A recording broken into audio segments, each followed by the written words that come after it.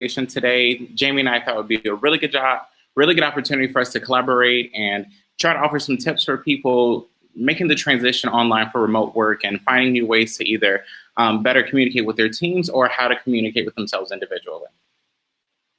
Absolutely. I'm the one that has the question. So I reached out to Brandon just because with the type of content that I try to put out there, I'm always more interested in helping young professionals speak, grow, and rise. And the best way that we can do that is the way that we're talking and the way that we're connecting.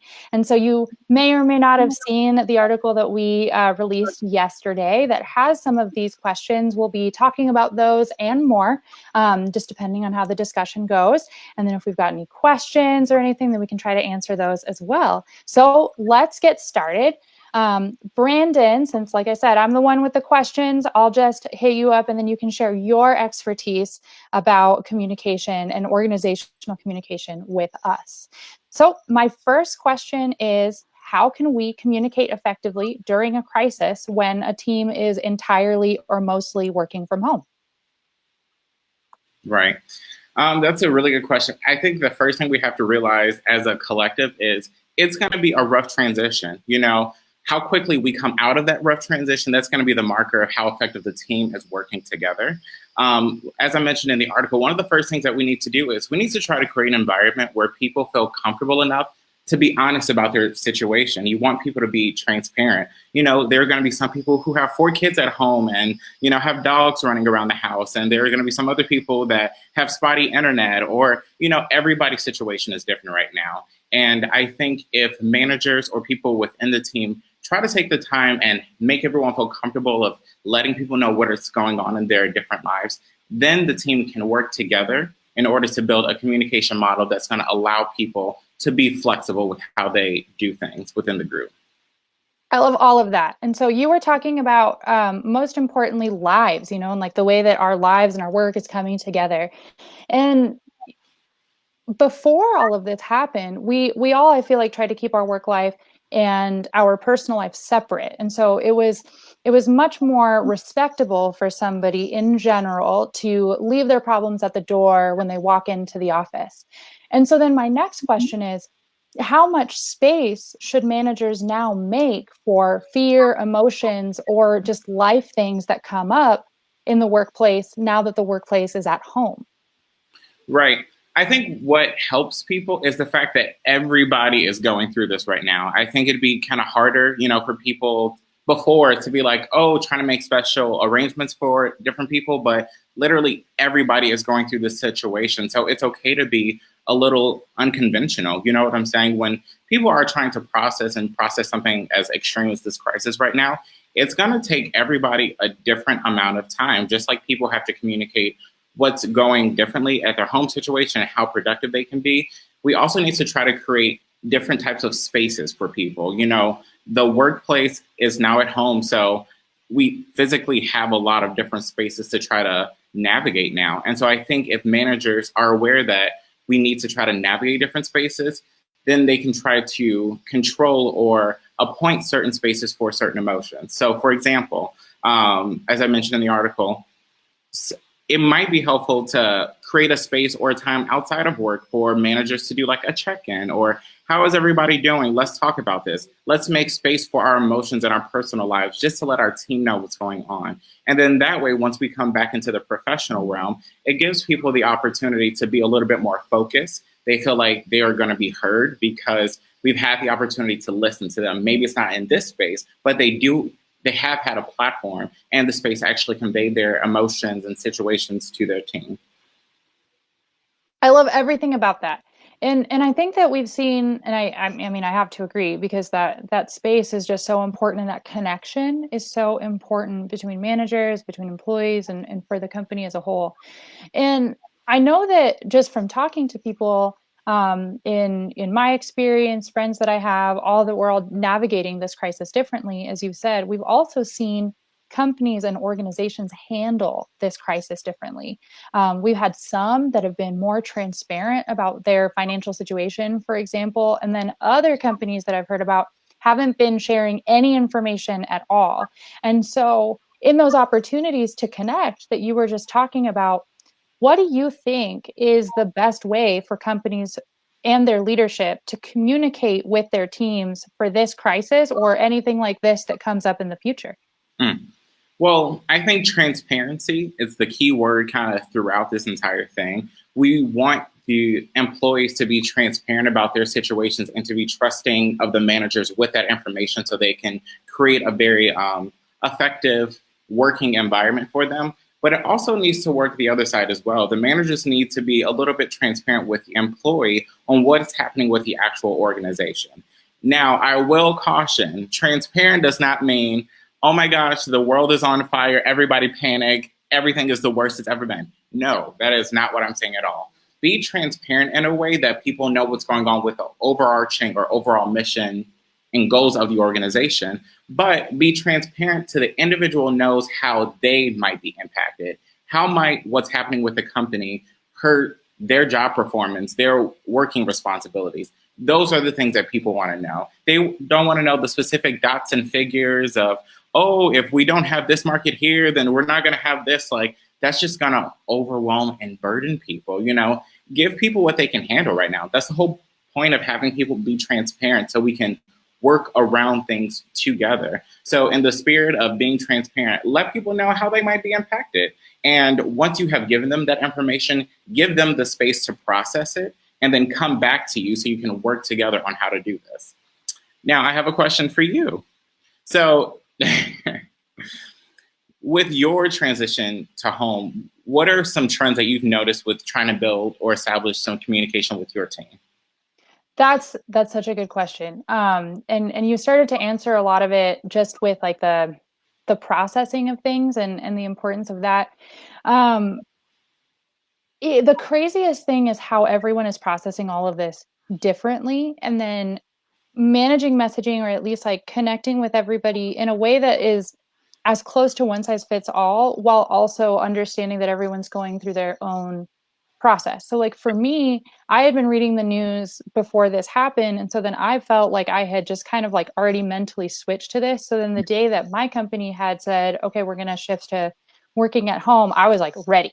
And so then I was like, we're going to have daily tag ups where we're going to just like check in so that we can still say that we're together, or like feel that we're together. And then we'll do our one-on-ones the same way that we have before. And so like, I kind of like jumped into a plan, but it was interesting how so many of my colleagues had not done that yet, and so many people for those first couple of weeks, like the first couple of weeks of March, either felt like this wasn't going to go on forever, or it certainly Right. didn't need to go on for Yeah. longer than 2 weeks. So Yeah. like, why do we even need to like change any of our? So then I was like way on one end, and then I had my peers and other people that were way on the other end, and then like that was certainly a hard shift for me, because I was like, why aren't we communicating like this is all going on?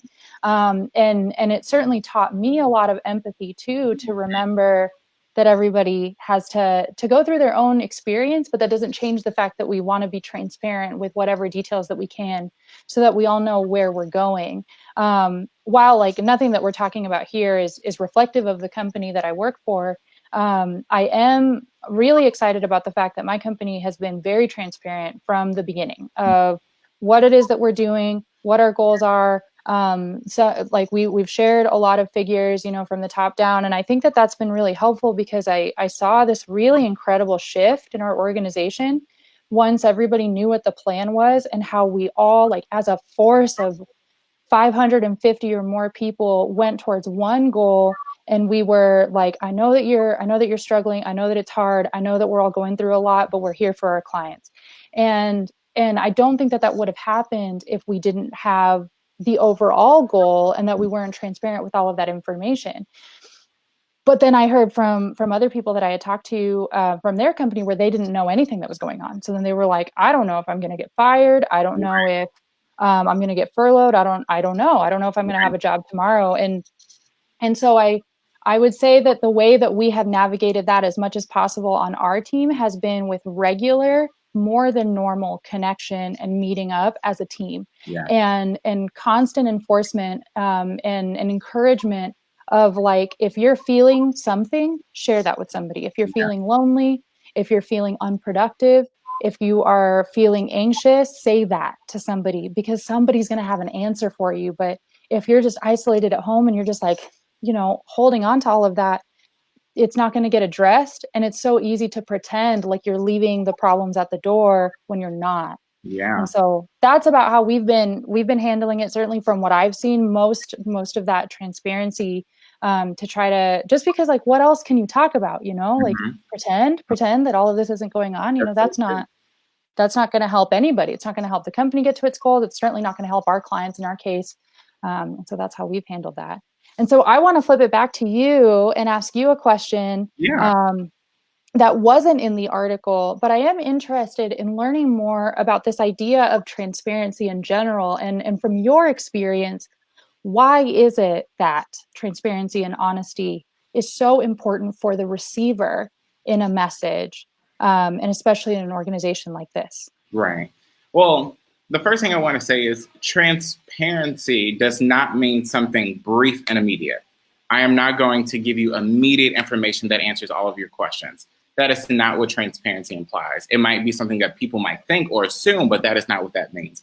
Transparency is more of a retroactive process. When you know something that changes, let me know when something changes, because everything is kind of unstable right now, So companies are trying their best to adapt. So let's just try to give them the benefit of the doubt. So once you get more information, or if the circumstances have changed both positively and negatively, that is something that you really want to try to include people in that process, because the worst thing that you can do is make someone feel that they're guessing.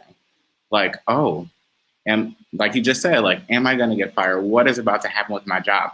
That is probably going to restrict work performance than actually being more transparent about what they're needing to do, because at least they're not focusing on that. You want to try to get their attention back to the work. You know what I'm saying? That's why we're creating different spaces, because if we have a space for you to be concerned and I'll hear what you're talking about, when you're actually dedicating your time to work, you don't have to worry about these other things, because we've made the space for you to work on it as well. And also, it's not going to be perfect. That it's not. And I think from the receiver end, if you know some of the things, some of the surrounding factors that a company has to go through, you might be more empathetic as the employee if they have let you know what is going on, rather than if they don't know there's an issue, why would they care about it as well?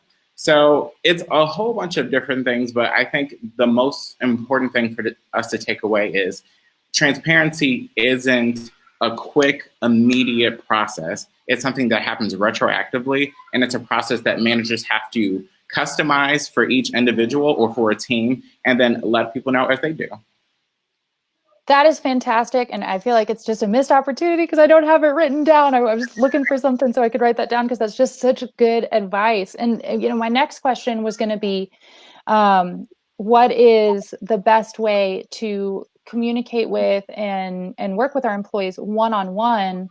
And it sounds like the additional part of what you're saying is that the best way to do that is to be transparent at every step, and that it's not just a one-time thing where you're like, well, we rolled out this information and so everyone should know. Yeah, we talked about it and so you should know. So would you agree with that that it changes every time something in the process changes? Yes. Also think of it from this way too. In your personal life, you might have a family member who unfortunately contracts COVID.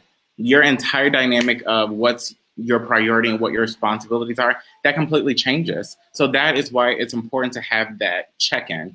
And kind of tying that into what you were just asking about, the one-on-one relationship, I think the best thing a manager can do, or I'll talk about some of my best managers, the best things that they have done for me is ask me, what do you want? What are you trying to get out of this? Let me be transparent about what I am trying to get, and then somehow taking the objectives of the organization and finding room for my interests and my own personal development. That way, I feel like I have a stake in this. If you just are in your job and I'm just going to do my job function, and it can get monotonous. But if your manager can have this one-on-one relationship with you where they know your personal goals, they know what you're trying to get out of it, and they find a place for it within the organization, you not only are professionally invested, but you are personally invested, because you're getting some fulfillment out of it in a lot of different areas in your life. And also, that makes the person feel like they're being supported by their manager. You know what I'm saying? I personally thrive in spaces because I've had managers who have just wanted to listen to me, let me feel like I've been heard if I have a grievance or if I need something to change in my working environment for me to be more efficient. They will take it into consideration and try to work with me. I think this constant checking in with individuals is something that I think works really, really well with teams. I know for my job at Cornell, my boss calls every single person on our team every single day. And that's separate from our Zoom meetings and our scheduled conference calls. He just calls every single person on the team early in the morning for like 10, 15 minutes. How are you today? Have things changed? What can I do to support you today? Is there something that I could be doing differently? Is there something that the team could be doing to support you differently? And I think creating the different time for those, or creating those little nuggets, I feel like I'm being heard. I feel like you care about me and like what I can contribute outside of work. And I think it really makes a big difference. And our team works very, very well together because the little check-ins, they help. And I'm aware of what's going on with one of my other coworkers, and I can check in with her. And it's a great process because even though we have our scheduled, structured time to do things, having that just even 10, 15 minutes a day of just letting someone be heard improves the one-on-one relationship. I'm very honest with my boss about what's going on in my life. Sometimes it's a little TMI, but I'm like, here, just so you know, this is what's going on with me. And I think that has allowed me to be a lot more productive in what I'm doing and able to produce in my job. So I have 2 more questions. Again, not in the article, but I'm loving this. This is exactly what I was hoping out of this conversation. And you're bringing so many good things to this conversation. So it's a 2-part question.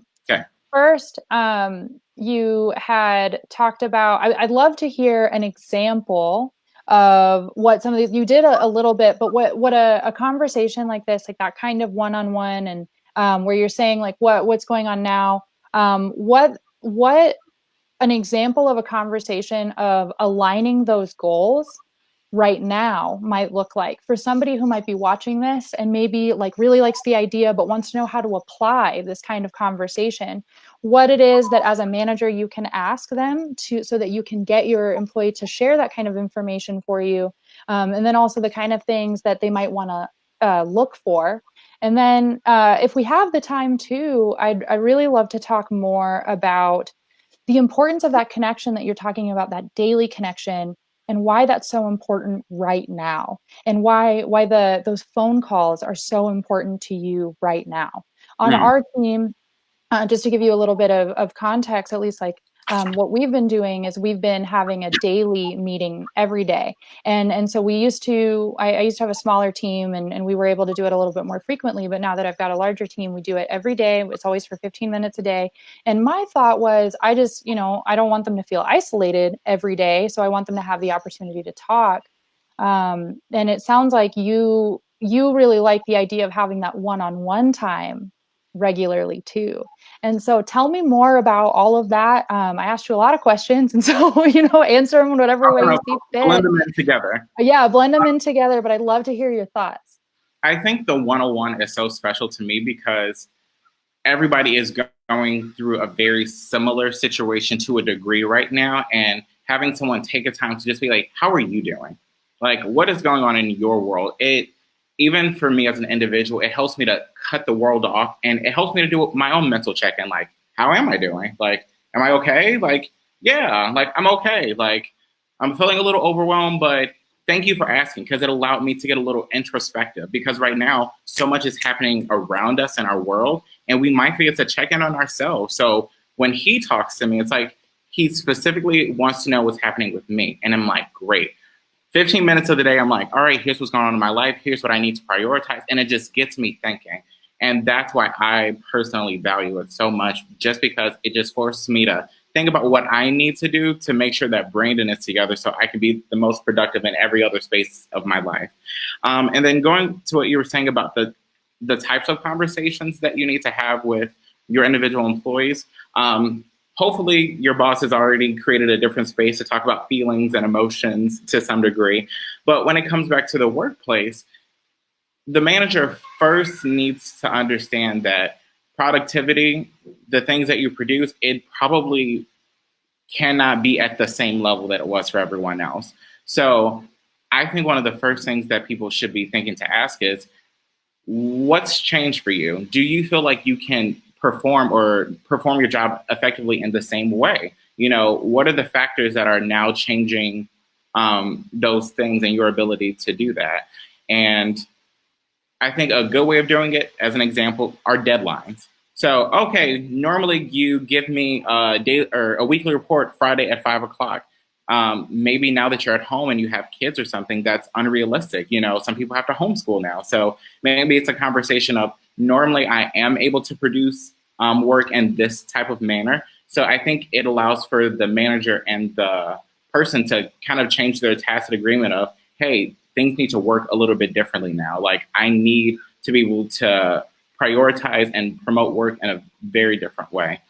And also, and I'll flip this around on you. So once I've asked you about your priorities and like the types of work that you can produce, what is something that you would want to know? The most important thing that I've been asking is, what I want to know, how my people feel as those things change. And so we were talking earlier about transparency at every level. And I think it's the in between that you were talking about, where those gaps get filled. If you don't provide context as the people with the information, like those in power that have that kind of information, if you don't share that information and the context, people are forced to fill in those gaps on their own. And so the conversations that I typically have, that I'm most interested in all the time, but probably what I'm learning from you is that I'm too interested in, and that there's other questions that I can be asking, is if new questions have arisen and if they're filling in those gaps in the between times. And so I'm always interested in, like, how are you feeling about things? Do you have any questions about anything that's going on? I'm always like, like looking at them to see like if they, if their body language tells me something, just because I want to make sure that if I have information, or if there's something that I can do, that I can provide that kind of context in whatever way that I can. But the thing that's so interesting about what you're talking about is that for me as a manager, that has been what I've relied upon, really out of a feeling of like, I can't control much, so I can control this. Like, I can control as much of the information that I share with them. But what I love about what you're saying is the connection that you're asking managers and people who lead teams and people who are responsible for other people and even coworkers. You're challenging us to ask better questions that are specific to them.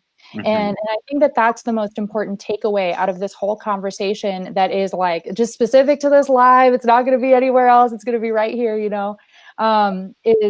that, and is the importance of asking questions about what's happening specifically and uniquely to them in this moment, and how is that affecting our goals from here, and what do we need to do in order for all of our goals to be met. And I just think that that's such an important point to make that gets missed a lot in times of crisis, because we're like you said, we're all running around and everybody's just doing their best. But I think, like, if we can, as managers and as coworkers, remember that we both have goals, whatever their experiences is and whatever my experience is, and if we can talk about that openly and honestly together, that's the best way that we can get to that. And I think that's the theme of everything that we're talking about. So thank you for that. No problem. I just, as a follow-up to that, I think you kind of helped me segue into the next thing I was going to say. I think it's the idea of helping guide people on what to focus on. So I think if we can kind of compartmentalize things for people, say, hey, I know we have this big pie right now. This slice, this is what I need you to focus on. Put your energy here. And if anything else changes in your life, or if you can't handle anything else, just focus on this part of the pie. By you handling this part of the pie, you are still contributing to the team. You are still making a difference to the overall mission. But if you can just handle and execute this little thing, and we talk about this in the article, like, let's just focus it, dwindle it down for people so it's manageable. They feel like they can be in control of it, as you were saying before.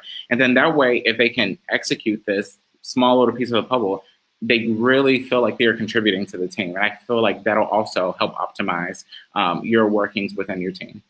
I love everything about that. If you're watching this live, or if you're watching this video, even in the replay, I mean, man, if there's a takeaway, that is it. If there's a nugget that can make us all better leaders, it's exactly what Brandon just said, and I couldn't have said it better myself. So thank you so much. I know we're running a little low on time, but I just want to ask you one last question, because it's what I think is, what inspired me to think about this is, how do you think, if you could put your like futurist hat on, how do you think that communication is going to change in teams and in organizations from here? And the reason why I'm asking is because I feel like before all of this happened, what we saw was companies maybe like holding their cards close to the chest, certainly with like in politics. And with political organizations, there was this like hush hush, like, oh, we can't let people see behind the curtain. Yeah. And what this has all forced us to do is to open the curtain, at least with what we can, at least in our companies, and say, we're human beings, you are human beings, and we're all just doing our best. And so I guess my question is, how do you think this is going to change? And do you think that we will have to continue, like people will demand this of their leadership after this? I think it will be almost like survival of the fittest. The companies who don't do it won't survive. I know that's very maybe blunt, it's just what it is. We all just went digital overnight. Our society completely changed in an instant. And the companies, other than things that like having to physically be there, and we're not talking about those contributing factors for business who can't sustain themselves right now, but for the companies who can and aren't trying to include other people in the process and transition both their companies online and their communication and how they engage with their employees, they won't last long. Big companies have to. The really, really successful companies, you are going to get emails at least giving you a general note on what is happening. That is them adapting, because from the bottom up, they have to know how the system works. If you're not including everybody, then how would you sustain your system? You're only as strong as your weakest part, is what, the saying is. And that's so true. And if there were a weak part, and, within an organization, they still need to be included, because you still need them to make the whole thing go. And so if people think that, oh, I can just keep things to myself, no, the world is literally different now. I can imagine that a lot of companies are going to say, wow, we can save a lot of money by not having like a physical building and people can work from home. That is where our society is shifting now too, So I think people need to think, okay, how we did things before, maybe that worked then. But if people are at home and they don't have that daily connection or the culture and reading the environment and reading body language, you take all those things away, all the implicit nonverbal communication that happens at a company, you take that away, an employee is just sitting in their house waiting for instructions, waiting to know what's next. That's not good. You know what I'm saying? Because like we were saying before, their focus can be anywhere right now. So how can they focus on executing this one part of the puzzle? How do they know that that part of the puzzle is important? Will they still need this part of the puzzle? That is why it's so important to try to include people on conversations. Like we say, you don't have to tell everybody everything, but I think this is going to expose the people who are really trying to include people in the process and letting people know what's happening. Also, people are very vulnerable right now. You know what I'm saying? So they want to feel like their company or organization is trying to look out for them as well, to bring them in from the cloud or the shroud, where you see it in politics, you see it with big corporations, people that are being called out right now, they feel vulnerable because they don't know how things might impact their lives. So we want to try to protect the weak link, which there are no weak parts in a team. Any good manager will tell you that. But also we want to make people feel like they're vulnerable, because if people feel vulnerable, that's going to impact a part of the system and keep the organization from working as effectively as they could. So as people are transitioning online, you have to try to give almost more information, because some of the implicit things that we even subconsciously don't consciously aware that we get from those things, we need to try to supplement that in some type of way and offer more information to try to fill in those gaps.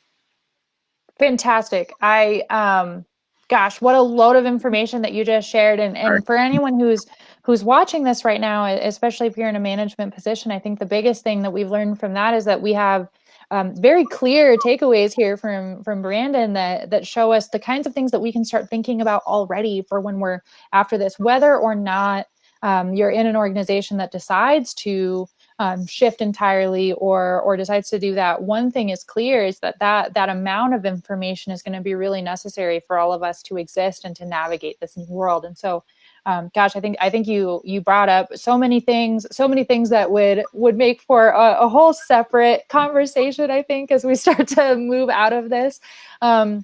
Maybe we'll see if your predictions are true here in a few weeks. But I think that I certainly have my questions answered, and I feel pretty good about all of this. So thank you so much, Brandon, for taking the time to talk with me today, answer those questions for me, giving me the opportunity to just kind of pick your brain about this kind of stuff from the manager's perspective and sharing that with all of us. No problem. And thank you for reaching out to me. And I hope that this is helpful to both the managers and from the individual.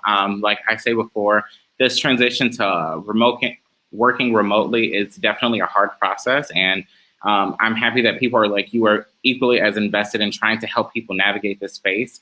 And hopefully that this was helpful to somebody. Absolutely. Well, Brandon, where is the best place that if anybody of my followers or yours, where's the best way to connect with you? You can find me on LinkedIn. My name is Brandon Joel. That's me.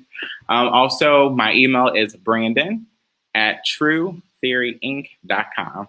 Or you can just how do you spell True Theory? Oh, it's special. TRUTHEORINC.com. Wonderful. Thank you so much, Brandon. Of course, if you're interested in any more information, if you're a young professional and you're interested in any information that can help you speak, grow, or rise into a career that you love, then find me on YouTube. My name is Jamie Hammond, or you can find me on my website, www.speakgrowrise.com. Bye. Thanks so much.